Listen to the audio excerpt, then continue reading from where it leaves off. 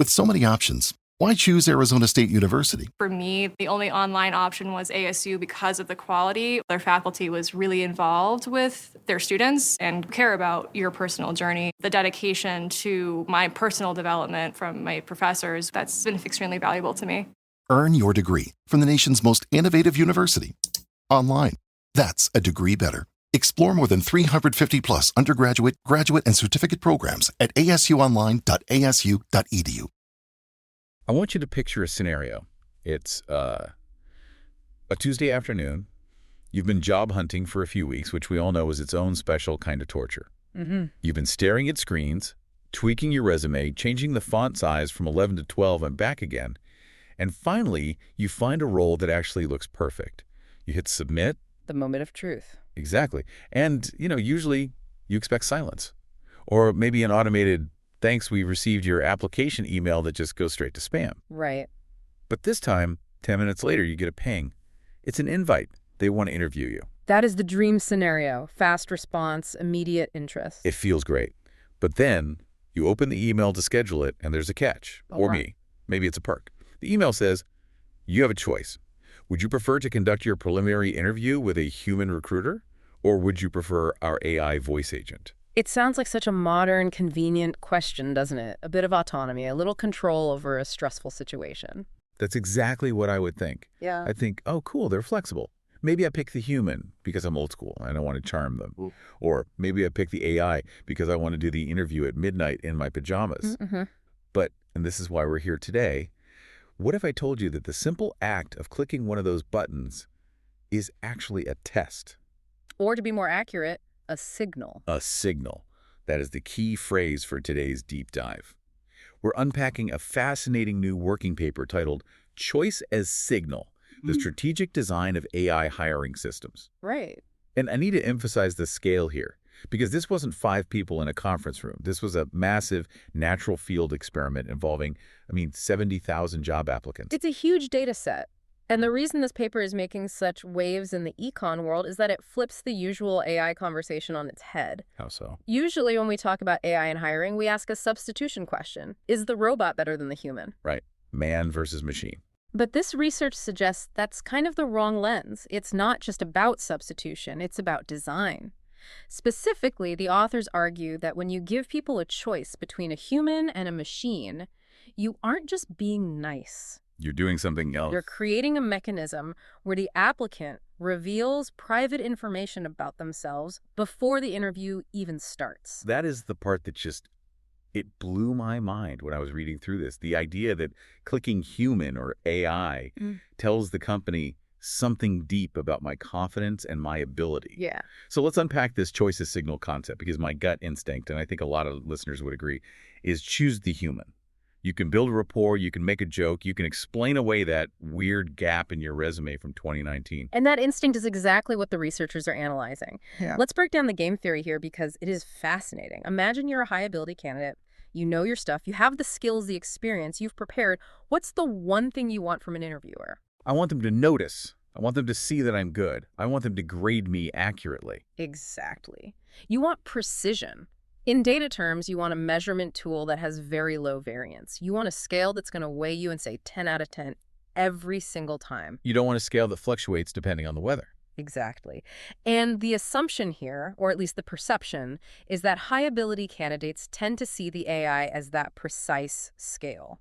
Okay, so they see it as objective. Strictly objective. It's not going to judge your accent. It's not going to care if your shirt is wrinkled. It's not going to get distracted by a phone notification. It's going to listen to your answer and rate it against a rubric. So if you're an A student, you pick the strict teacher because you know you'll get the A. Okay, that makes perfect sense. If I have nothing to hide, I want the magnifying glass. Now let's flip it. Imagine I'm a low-ability candidate. Maybe I'm underqualified. Maybe I didn't prepare. Do I want that precise measurement? Definitely not. If you're measured perfectly, you fail. Yeah. So what do you want? I want wiggle room. I want a chance to talk my way out of it. You want noise. In economics, we call this seeking a noisy screener. You want a process that involves subjectivity, randomness, or human error. So you're hoping that maybe the recruiter just likes your vibe. Or maybe they're tired and skimming. Maybe they share a hobby with you. You're essentially gambling on the error term. Wow. Gambling on the error term. That is a cynical but brilliant way to put it. So if I pick the human, I'm hoping for a false positive. Precisely. You're hoping the human noise works in your favor. So the theory predicts, and the data in this experiment confirmed it, that lower ability candidates will disproportionately self-select into the human interview. So by trying to play the game and pick the human to improve my odds, I'm actually signaling that I might be relying on luck rather than skill. And this leads us to what the paper calls the welfare paradox. This is where the logic gets really twisted and fascinating for anyone interested in how organizations work. Right, because on the surface, giving workers a choice sounds like a benevolent thing. It sounds like worker protection. We're respecting your autonomy. It does. And let's walk through the two scenarios. Scenario A. The firm gives you the choice, and then they ignore the signal. They just say, okay, you picked human, we'll give you a human, and they treat everyone the same. Okay. In that case, the choice actually helps the weaker applicants. It helps them find that noisy path and potentially get hired. That seems like a win for the applicant, even if it's bad for the company. But firms are not designed to ignore valuable data. Firms are incentivized to be smart. So we get scenario B. The firm realizes this pattern.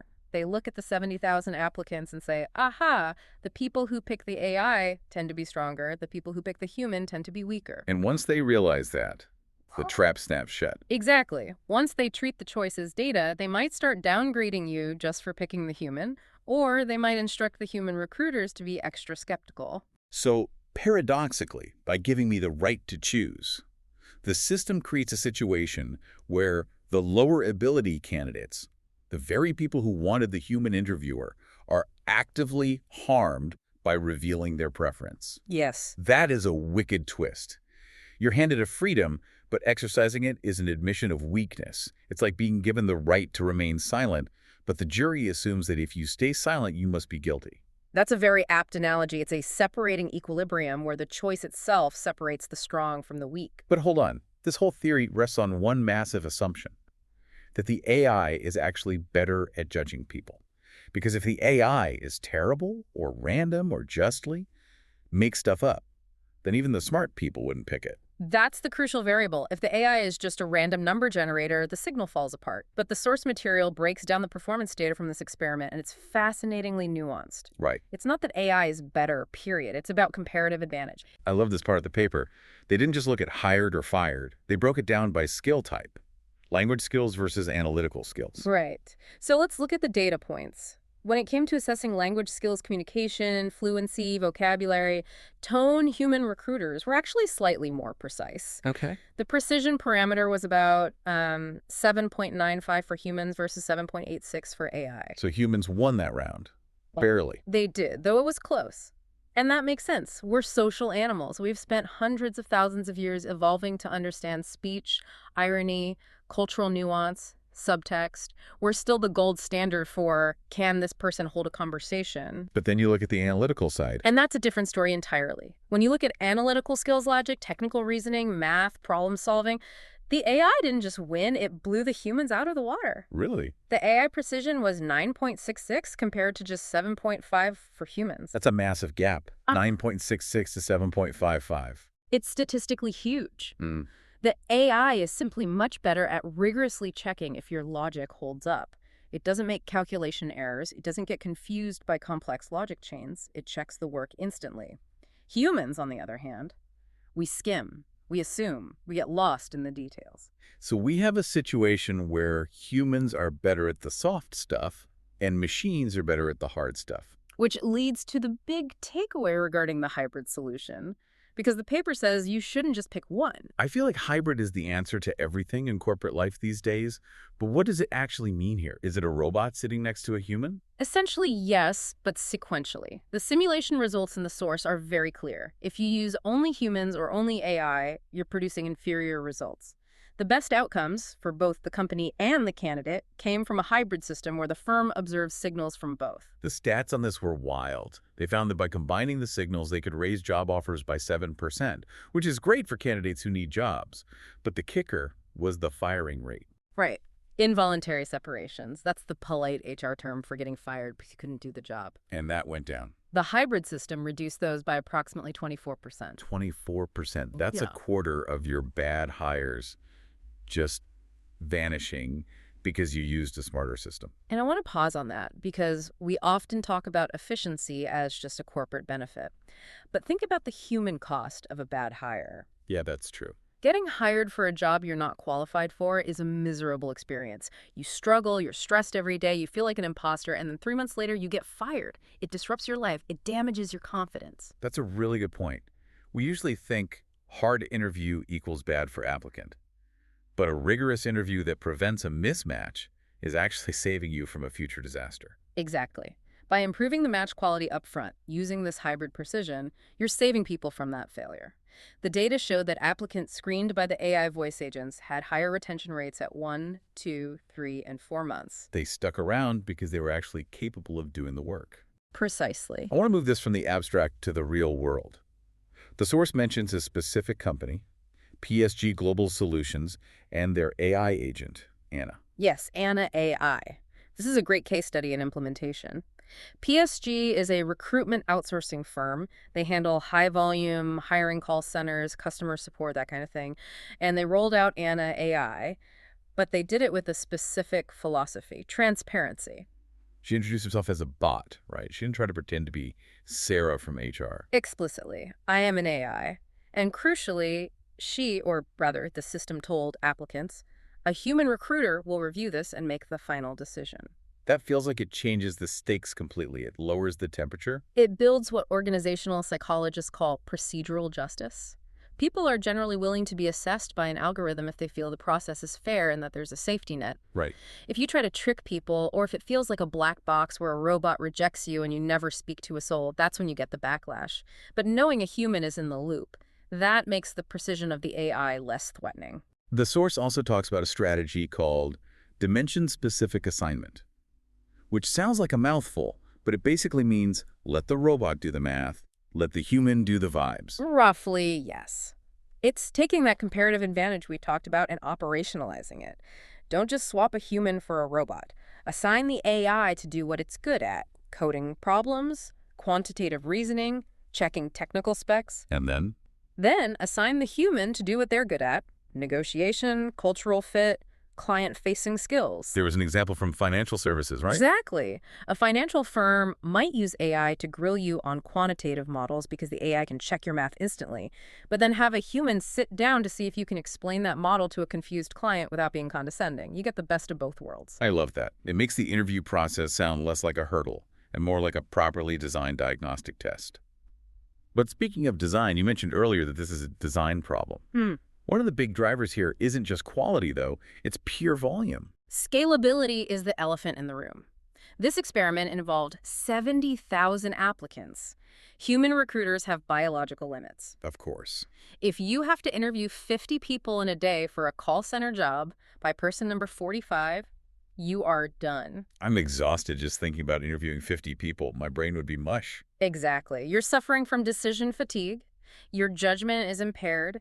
You might hire someone just because you want to go home, or reject someone because you're hungry. The AI does not get hangry. The AI does not get tired. It treats the 70,000th applicant with the exact same level of attention and precision as the first.